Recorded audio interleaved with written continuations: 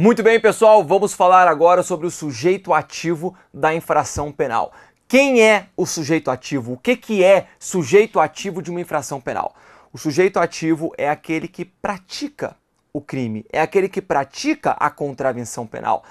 Pensem sempre dessa maneira: quando nós temos um crime, nós teremos um sujeito ativo e um sujeito passivo. O sujeito ativo é o que comete o crime, é o que pratica a contravenção penal.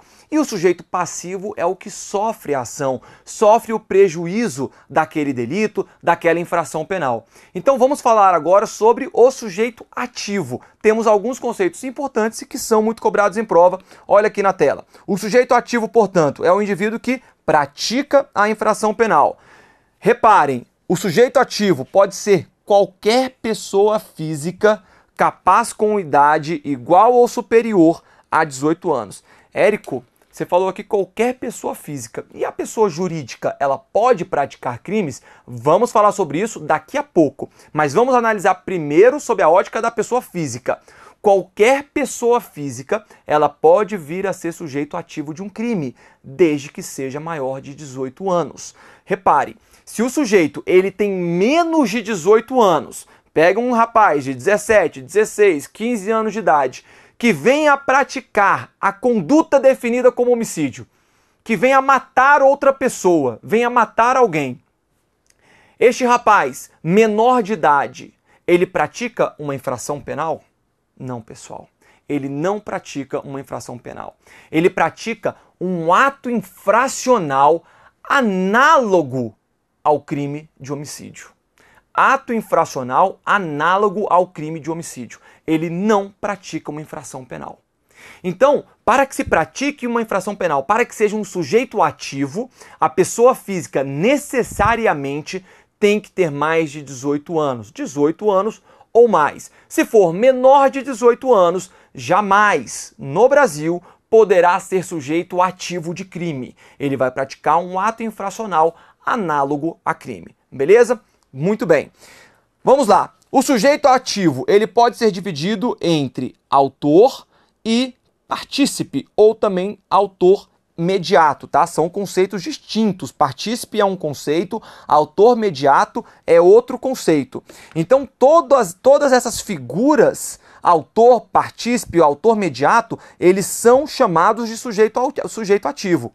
Vamos lá. O que é o autor? Quem que é o autor de um crime? O autor é aquele que efetivamente pratica a infração penal. É aquele que pratica o verbo núcleo do tipo penal. Todos os crimes do ordenamento jurídico brasileiro, todas as infrações penais do ordenamento jurídico brasileiro vão trazer uma conduta, vão trazer um verbo. Ainda que esse verbo seja um verbo omissivo, por exemplo, omitir socorro, mas é um verbo. Ainda que seja uma inação, trata-se de um verbo. Então, sempre, todos os tipos penais, eles vão contar com uma conduta. Eles vão ter uma conduta. O autor é aquele que pratica efetivamente a conduta descrita no tipo penal. Vamos pegar aqui uma situação de homicídio? Eu e o João, a gente quer matar o Marcos, tá bom? Eu e o João, a gente combina como que a gente vai matar o Marcos. O João vai lá, pega uma arma de fogo, me entrega essa arma de fogo, e quem chega lá na frente do Marcos e efetua disparos? Eu, tá bom? Então repare, eu fui, peguei a arma de fogo, efetuei os disparos contra o Marcos. Quem é o autor desse crime? O autor deste crime de homicídio sou eu. Eu que pratiquei o verbo de matar. Eu que pratiquei os atos executórios. Eu que efetivamente efetuei os disparos. E o João? O João vai ficar impune? Claro que não. Ele vai responder por homicídio também. Mas ele não foi o autor. Ele foi o partícipe. O partícipe é aquele que presta qualquer contribuição, claro que relevante para o crime, sem praticar o verbo núcleo do tipo penal. No caso aqui, ele planejou comigo o crime, ele me instigou a praticar o crime, ele deu inclusive o auxílio material por meio da arma de fogo. Então ele participou ativamente desse crime. A contribuição que ele deu para que esse crime fosse consumado foi uma contribuição relevante. e ele vai responder também por homicídio consumado. Entretanto, neste exemplo, eu sou o autor, eu sou o indivíduo que pratica o crime de forma direta, tá bom? Como que é essa prática da forma direta? Eu pratico o verbo núcleo do tipo. O verbo núcleo do tipo. E o partícipe, bem como o autor mediato, são indivíduos que praticam o crime de forma indireta. Mas aqui a gente vai ter uma distinção. Por quê? Porque o partícipe, ele pratica de forma indireta, prestando uma contribuição relevante.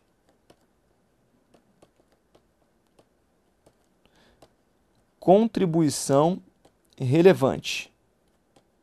Tá bom? E aí ele vai então participar, seja uma participação moral, induzindo, instigando, seja uma participação material, prestando o auxílio necessário para a prática do crime, mas ele é partícipe. Érico, quem que vai ter a pena maior? Depende. Muitas vezes, pessoal, atenção, é possível que o partícipe tenha uma pena superior ao autor do crime, tá bom? Isso vai variar demais, vai variar caso a caso, vai depender do julgamento, da decisão judicial. Mas é possível, portanto, que um partícipe ele tenha uma pena superior ao autor num crime que foi praticado em concurso de pessoas. E isso, em concurso de pessoas, será estudado com mais detalhes. Veja só o autor mediato. O autor mediato, ele também é um indivíduo que pratica um crime de forma indireta. Mas quem que é esse autor mediato? O que que ele faz, o autor mediato? Vamos lá. Ele usa pessoa não culpável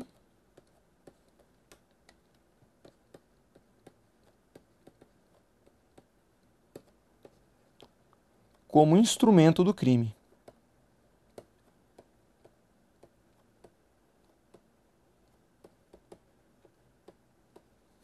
Como instrumento do crime. O que é uma pessoa não culpável? Alguém que não tenha culpabilidade. Lembra que a gente falou dos elementos do crime? A gente vai ter ali o fato típico, vamos ter a ilicitude e vamos ter a culpabilidade.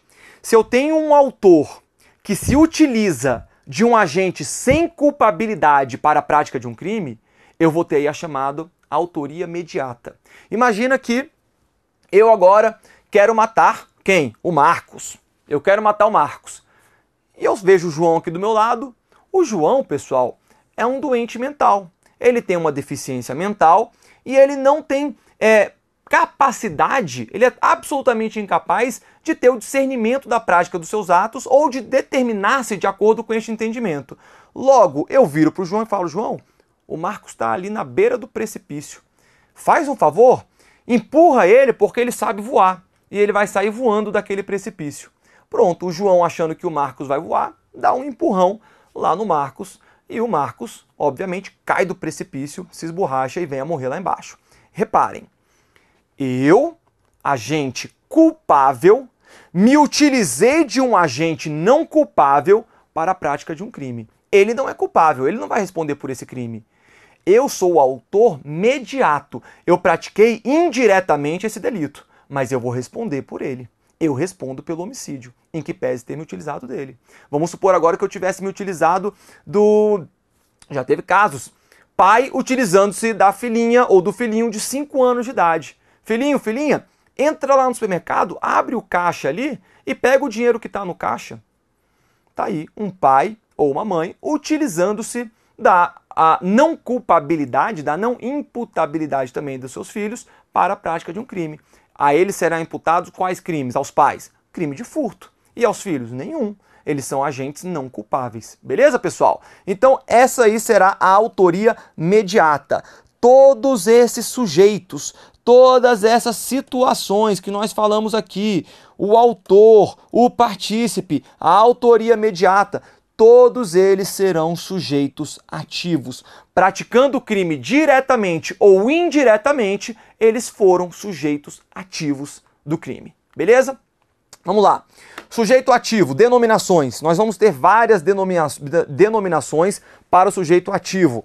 Eles vão ser chamados algumas vezes de agente, e eu nas aulas aqui, volta e meia uso essa denominação, como ofensor ou agressor. Principalmente essa denominação vai se dar no âmbito de violência doméstica, né, e familiar contra a mulher, no âmbito da Lei Maria da Penha. Ao invés de falar autor, fala-se muito em ofensor, em agressor, mas também é um sujeito ativo. Vamos lá, investigado. Quando a gente está no âmbito da investigação policial, vai ser chamado de investigado. Quando está no âmbito do inquérito policial, a gente vai chamar de indiciado se o agente for efetivamente indiciado pelo delegado de polícia. Reparem, pessoal, são muitas denominações e eu tenho certeza que você já se perguntou, poxa, por que às vezes fala-se em investigado, às vezes em indiciado, outras vezes em acusado? Vai depender do momento processual, melhor, do momento da persecução penal. Imagina que você chega na delegacia, registra uma ocorrência dizendo que roubaram a sua casa, tá bom? Roubaram a sua casa, entraram lá, renderam você e roubaram bens que guarnecem a sua residência. A partir do momento que a polícia inicia as investigações e tem um suspeito, aquele suspeito é um investigado, tá bom? Ele é um investigado. Ao longo do inquérito policial, o delegado de polícia tem agora convicção de que aquele investigado realmente praticou o crime. O que ele faz? Ele vai indiciar aquele investigado. Neste momento, o investigado passa a ser um indiciado. E aí, posteriormente, conclui o inquérito policial, o delegado de polícia relata esse inquérito policial, envia para o Ministério Público. O Ministério Público oferece a denúncia para o juiz. O juiz recebe a denúncia e instaura aí uma ação penal, o processo criminal. A partir do momento em que a gente já tem uma ação penal em curso, este cara que já foi um investigado, já foi um indiciado, passa a ser agora um réu ou um acusado, beleza? Olha aqui na tela. Então, ó, o investigado no âmbito da investigação policial, indiciado no âmbito do inquérito policial, desde que, obviamente, haja o indiciamento desse sujeito. Acusado no âmbito da ação penal. Condenado após o trânsito em julgado da ação penal. Acabou a ação penal, transitou em julgado a sentença condenatória, ele torna-se um condenado. E ainda tem as denominações lá da criminologia, que vão chamar aí o sujeito ativo de criminoso, delinquente, tá bom? Essas denominações, elas não são muito utilizadas em direito penal. Você não usa muito criminoso, delinquente, isso você vai usar lá dentro da criminologia, que é um outro ramo que estuda aí o crime, beleza? Muito bem, vamos lá. Sujeito ativo. Em relação aos crimes, eu posso ter um crime comum, tá bom? O que vai ser o crime comum? É um crime que não exige condição ou qualidade específica do sujeito ativo. Qualquer pessoa pode praticar o crime. Vem comigo aqui.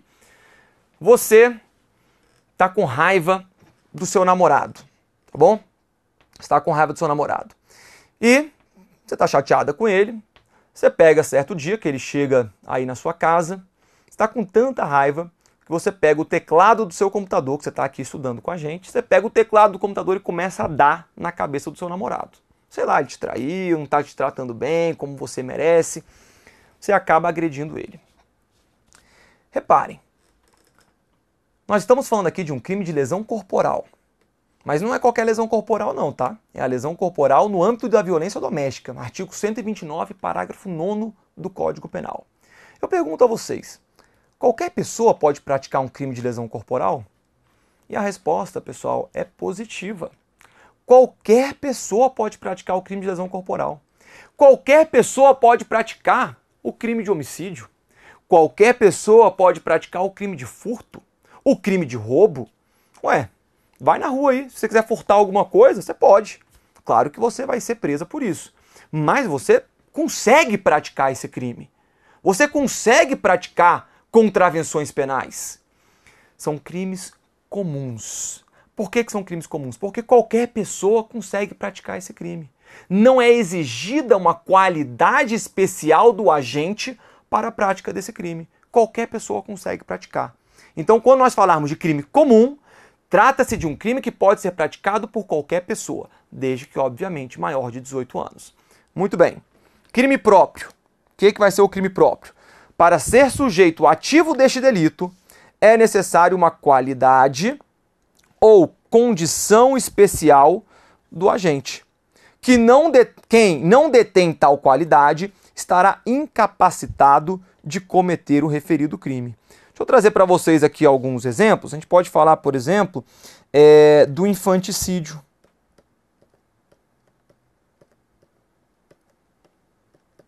A gente pode falar também dos crimes funcionais. Só para trazer alguns exemplos aí para vocês. O que são os crimes funcionais? São os crimes praticados por funcionário público contra a administração pública. Por que esses crimes aqui são crimes próprios?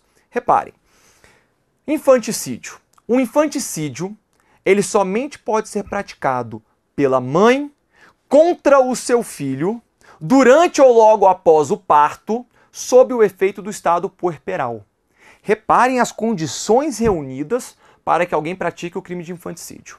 Logo, se você, mulher, não é mãe, você não tem como praticar o crime de infanticídio. Ah, mas eu quero praticar infanticídio. Você não tem como, você não vai poder praticar.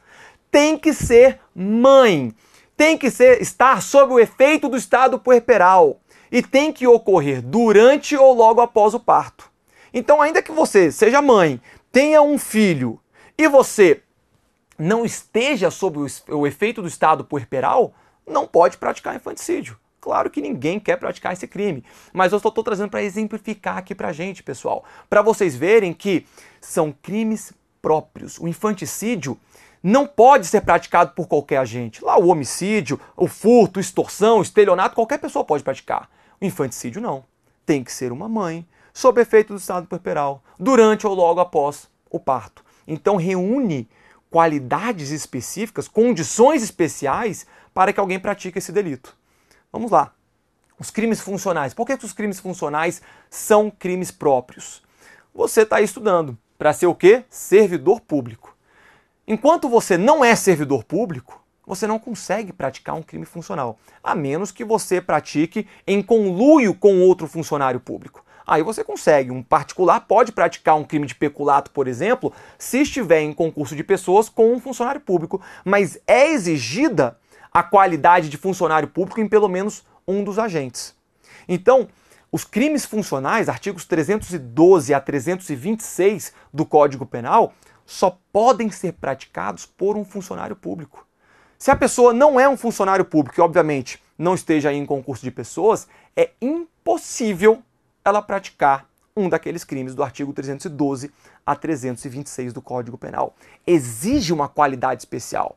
Por isso que a gente vai chamar de crime próprio, crime especial. Olha aqui, quem não detém tal qualidade estará incapacitado de cometer o referido crime. Beleza? Muito bem. Só que a gente tem ainda o crime de mão própria.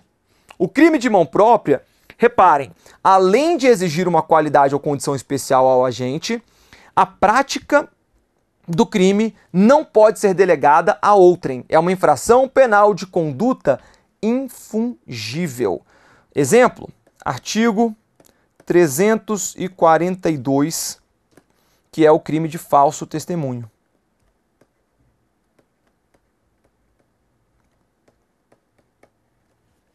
Reparem, vem comigo, quando eu falei do crime próprio, eu até citei aqui a situação do peculato. Você, particular, e um funcionário público, vocês podem praticar esse crime em conluio. Sabe como? Esse funcionário público, ele vira para você e fala, olha, eu vou te dar aqui o crachá da repartição pública onde eu trabalho, você entra lá na calada da noite e subtrai os bens que estão na repartição pública para que a gente possa dividir entre a gente. Houve aí um crime de peculato? Sim, peculato furto, tá bom? Artigo 312, parágrafo 1º. É uma hipótese de peculato furto. Houve a subtração, valendo-se o funcionário público das facilidades proporcionadas pelo seu cargo. Ele, que praticou o crime funcional, que pratica esse peculato, o que ele fez aqui nesse caso? Ele delegou a conduta para você que não é servidor público, para você que não é funcionário público. Você entra lá, subtrai os bens e depois reparte entre vocês. Legal. Praticou o quê? Crime de peculato. Ele praticou peculato, funcionário público, bem como você, particular, também praticou o crime de peculato. Mas o que eu quero chamar a atenção para vocês é que houve aqui uma delegação da conduta. Aquele funcionário público delegou a você a conduta de ir lá subtrair esses bens da administração pública. Mas ambos vão responder pelo peculato. Beleza. Quando a gente vem para o crime de mão própria, o crime de mão própria ele não admite exatamente essa delegação que a gente falou. O crime de mão própria, além de exigir uma qualidade específica do agente, este agente não consegue delegar.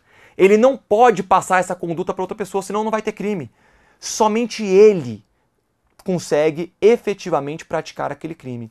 E o exemplo do falso testemunho é um dos melhores exemplos que existem, exatamente porque você vai estar perante o juiz e aí sim você vai dar o falso testemunho.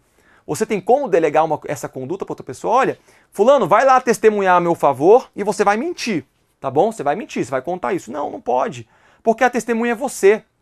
Então, é uma qualidade especial ser testemunha, somente pode ser praticado por uma testemunha, e essa testemunha não pode delegar a conduta para outra pessoa. Ela que vai ter que ir lá.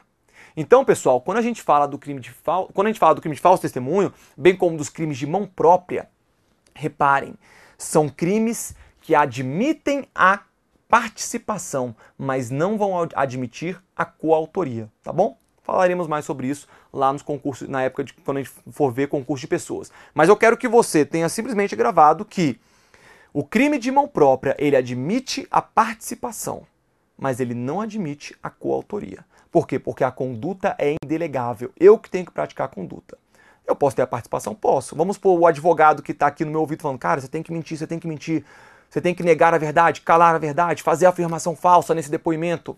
Esse advogado, ele foi partícipe nesse falso testemunho. Mas a conduta somente pode ser praticada por mim. Beleza? Existe uma exceção que vai ser possível aí a coautoria num crime de mão própria, que é a falsa perícia, tá bom? Também do artigo 342, mas é uma exceção. Os crimes de mão própria, em regra, eles não vão admitir a coautoria, somente a participação. Muito bem, pessoal. Vamos lá, continuando. Tema importantíssimo, muito cobrado em prova. Pessoa jurídica pode ser sujeito ativo de crime, tá bom? Eu falei com vocês que a gente ia falar da pessoa jurídica, tá bom? Se ela pode ou não ser sujeito ativo de crime. Reparem, nós temos duas teorias com relação à pessoa jurídica. Tem a teoria da ficção jurídica de Savigny, que vai dizer a pessoa jurídica não é real e não possui vontade própria, logo não pode ser sujeito ativo de crime. A pessoa jurídica pode ser responsabilizada administrativa, tributária e civilmente, mas não pela prática de infração criminal. Muito bem. Existe essa teoria da ficção jurídica que vai dizer que a pessoa jurídica não pode praticar crime. Ela não pode ser responsabilizada penalmente. Esta teoria não é adotada no Brasil no que concerne a direito penal. Tranquilo, pessoal? Então, gravem bem. Existe a teoria da ficção jurídica, é importante conhecer. Mas a teoria que vai ser adotada no Brasil é a teoria da realidade, teoria orgânica ou da personalidade real de Gierke. A pessoa jurídica é um ente com autonomia, vontade própria e que não se confunde com seus membros. Quem são esses membros? São as pessoas físicas que trabalham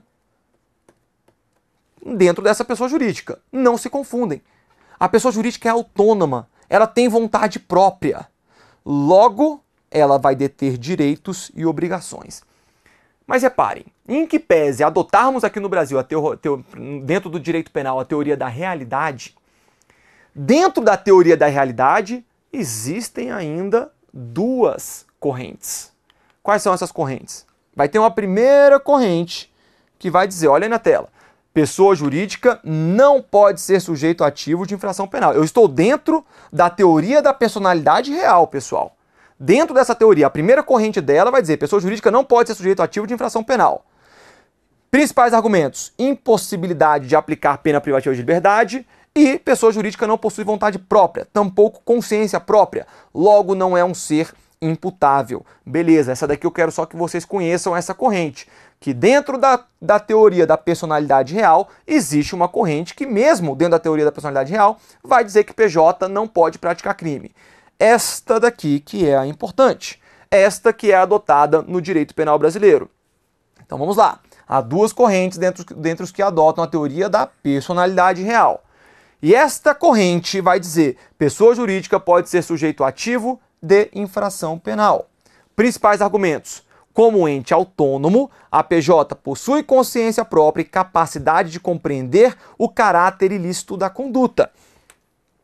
Letra B. O direito penal pode aplicar penas distintas das privativas de liberdade, a exemplo das penas de multa, restritiva de direitos e de prestação de serviços à comunidade. Vem comigo aqui, pessoal. Então, reparem. Hoje, no ordenamento jurídico brasileiro, pela Constituição brasileira, como eu vou mostrar aqui para vocês, admite-se crimes praticados por pessoas jurídicas, tá bom? Ah, ela não tem vontade própria. Sim, ela tem. Ela não tem autonomia. Sim, ela tem autonomia.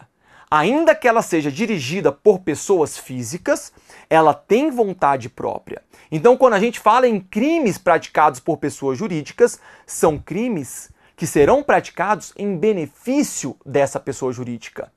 A gente fala muito dos crimes ambientais, como a gente vai ver daqui a pouco. Os crimes ambientais, eles ocorrem exatamente porque a pessoa jurídica quer gastar menos, quer ter menos despesas financeiras e acaba gerando um dano ao meio ambiente.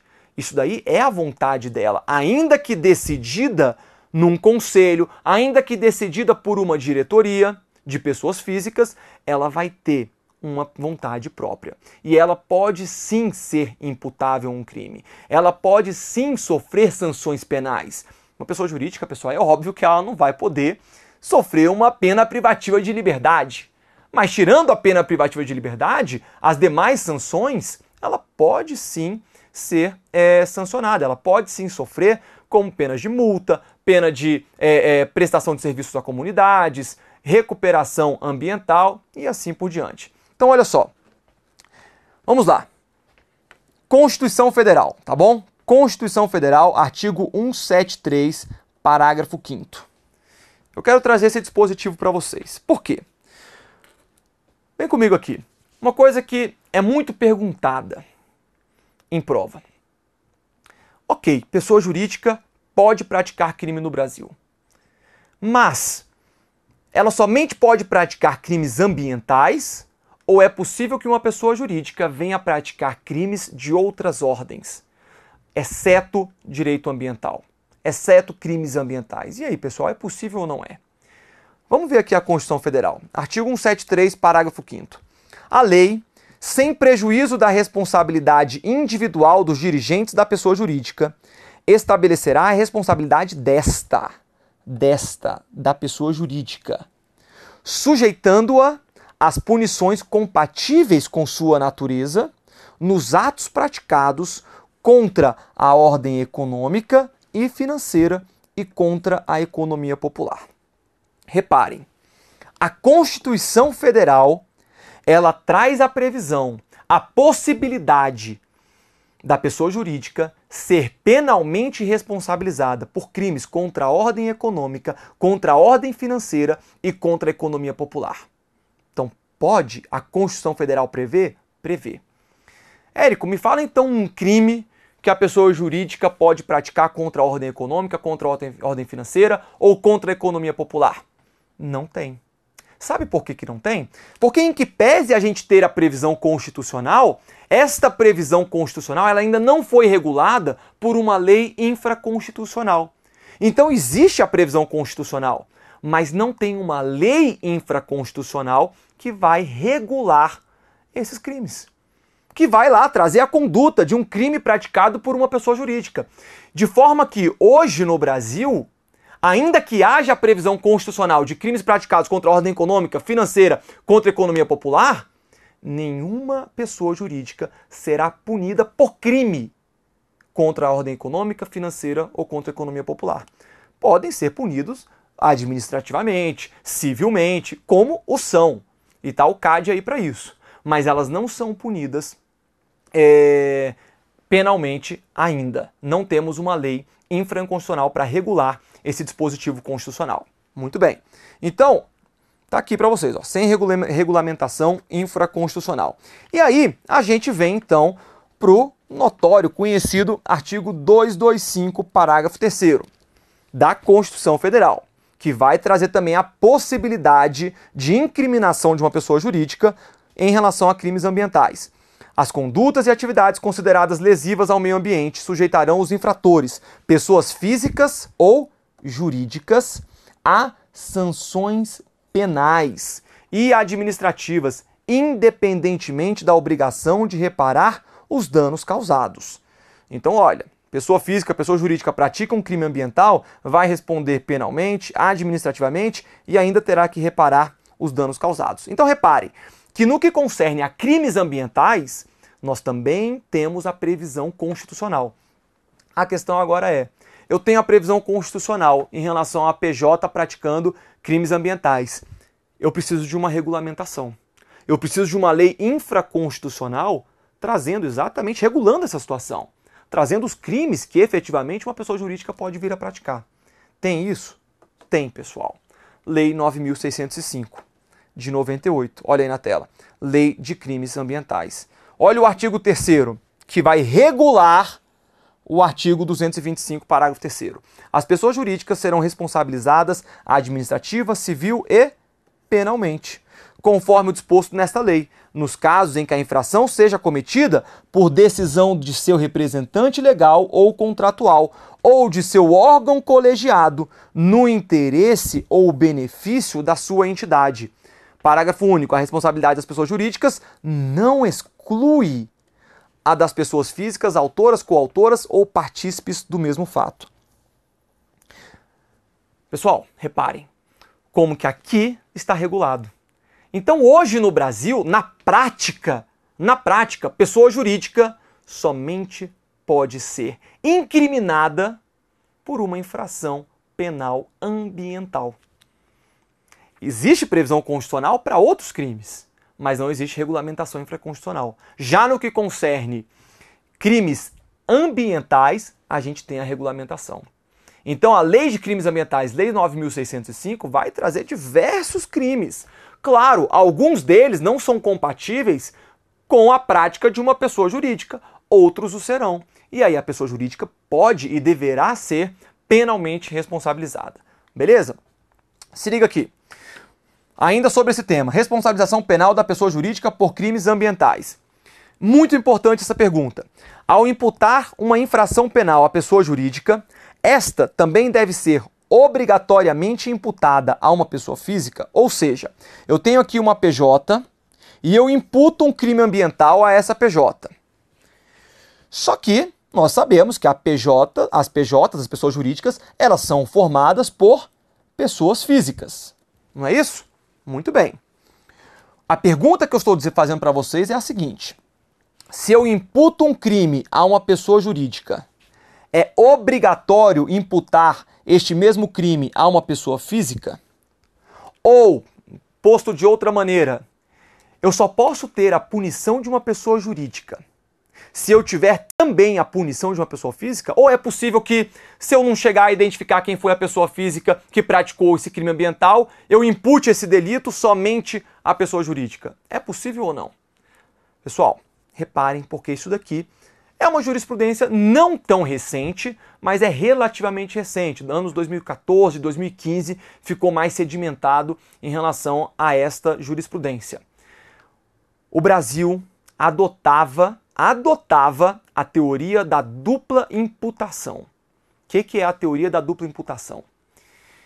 Eu só posso ter a responsabilização penal de uma pessoa jurídica se eu tiver também a responsabilização penal de uma pessoa física.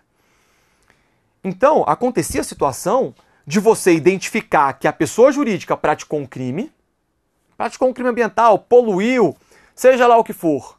Só que eu não consegui identificar quem foi a pessoa física que praticou esse crime ou que determinou a prática desse crime por essa pessoa jurídica. E aí, se eu não identificava quem era a pessoa física, a pessoa jurídica ficava impune. Não tinha como ser responsabilizada, porque adotava-se no Brasil a teoria da dupla imputação. Eu tenho que obrigatoriamente, para que eu venha a responsabilizar uma pessoa jurídica por um crime, eu tenho que responsabilizar também uma pessoa física. Vigorava a teoria da dupla imputação. Em 2014, 2015, caiu por terra. Hoje, tanto o STJ quanto o STF não mais adotam a teoria da dupla imputação. Então hoje, pessoal, é possível que a gente tenha a responsabilização somente da pessoa jurídica. Identifiquei, a pessoa jurídica praticou um crime, vamos responsabilizá-la penalmente por isso. Claro que seja tendo que ser um crime ambiental. Identifiquei que a pessoa jurídica praticou um crime e identifiquei que a pessoa física também praticou esse crime, né? Quem foi que praticou esse crime dentro da pessoa jurídica? Quem determinou a prática desse crime? Ótimo, melhor dos cenários. Eu vou imputar a ambos. Mas se eu nunca vier a identificar quem foi a pessoa física, mas eu sei quem é a pessoa jurídica, ela será responsabilizada penalmente. Eu sei lá que foi o conselho de diretores, mas não tem por alguma razão quem foi esses diretores, não sabe, não tem como a gente dizer exatamente quais foram os diretores que determinaram a prática desse crime ambiental. Tudo bem. Não tem como a gente imputar um crime a uma pessoa sem ter certeza que ela praticou esse crime. Mas aquela pessoa jurídica que a gente sabe que praticou, ela será responsabilizada criminalmente. Beleza? Então olha só, coloca aí na tela. Vamos fazer a pergunta de novo aqui, ó. Ao imputar uma infração penal à pessoa jurídica, esta também deve ser obrigatoriamente imputada a uma pessoa física? Não. O STJ e o STF não mais adotam a teoria da dupla imputação. Tem aqui os precedentes, os julgados aí de informativos, tanto do STJ quanto do STF, de que não mais se adota a teoria da dupla imputação. Logo, já falei isso aqui com vocês, não se faz obrigatória a imputação do crime a uma pessoa física para que a pessoa jurídica seja penalmente responsabilizada. Obviamente, porém, se for possível identificar a pessoa física responsável, esta também deverá ser responsabilizada. Beleza, pessoal? Ficou claro? Vamos fazer aqui a questão. Acerca de crimes contra o meio ambiente, julgue o próximo item. Pessoa jurídica que praticar crime contra o meio ambiente por decisão do seu órgão colegiado e no interesse da entidade. Lembra que são aqueles pressupostos lá do artigo 3º da Lei de Crimes Ambientais. Então essa pessoa jurídica poderá ser responsabilizada penalmente, embora não fique necessariamente sujeita às mesmas sanções aplicadas às pessoas físicas. Certo ou errado, galera? Absolutamente correto. O que a questão está dizendo é o seguinte: essa pessoa jurídica que pratica um crime contra o meio ambiente por decisão do órgão colegiado no interesse da entidade, ela pode sim ser responsabilizada penalmente.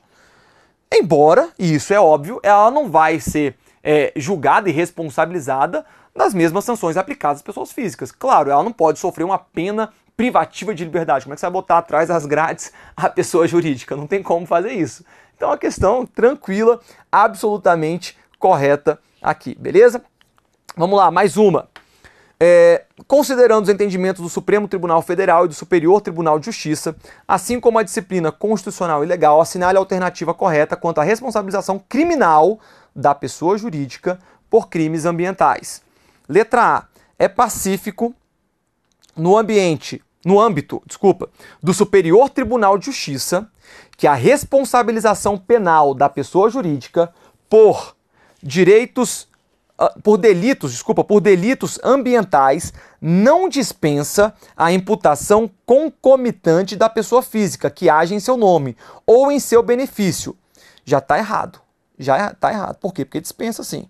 Em outras palavras, a teoria da dupla imputação necessária prevalece atualmente no Superior Tribunal de Justiça? Errado! Acabamos de falar que a teoria da dupla imputação não é mais adotada nem pelo STJ, nem pelo STF. Letra B. Para que as pessoas jurídicas sejam responsabilizadas penalmente nos termos da Lei 9.605 de 1998, exige-se apenas que a infração seja cometida por decisão de seu representante legal ou contratual ou de seu órgão colegiado. Errado. E errado por quê? Porque não é apenas a decisão tem que ser cometida por essas pessoas ou por esses órgãos colegiados. Tem que ser também no interesse ou no benefício dessa pessoa jurídica. Tá bom? É um outro requisito que o artigo 3º da Lei 9.605 vai trazer pra gente. Então, letra B, errada. Não é apenas isso. Letra C. O Supremo Tribunal Federal, por meio de julgado da primeira turma, entendeu que a Constituição Federal de 1988 não condiciona a responsabilização penal da pessoa jurídica por crimes ambientais à simultânea persecução penal da pessoa física em tese responsável no âmbito da empresa. Em outras palavras, a norma constitucional não impõe a necessária dupla imputação. Acabou. Acabou. Exatamente o que falamos aqui na aula, nosso gabarito letra C. Para finalizar, a letra D, o Superior Tribunal Federal e o Superior Tribunal de Justiça, com fulcro em vedação constitucional, não admitem a responsabilização criminal da pessoa jurídica por crimes ambientais. Balela, é sim absolutamente admissível a responsabilização criminal, vem comigo, da pessoa jurídica por crimes ambientais. Tranquilo, pessoal? Fechamos aqui então sujeito ativo de crime. Até o próximo bloco.